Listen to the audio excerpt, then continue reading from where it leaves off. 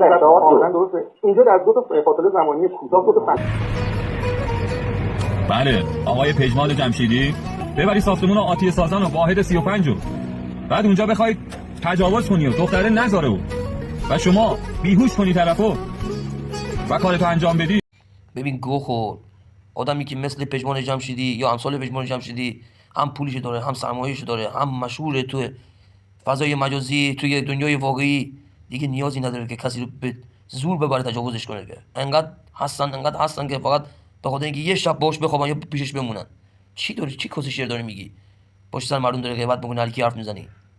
سر تو پای خودت 2000 نمیارزه داری قضاوت مردم میکنی.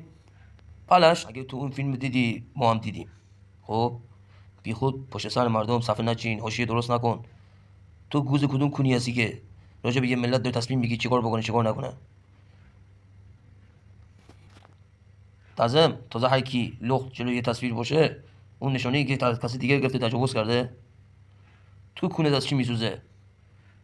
یه ضرب مثل قشنگی داریم میگه شنیدن کی بود مانند دیدن، شاشیدن کی بود مانند ریدن. تو دردت از چیز دیگه، دردت از اینه. تو استقلالی کونت داره میسوزه. خیلی کسکشی حروم زاده.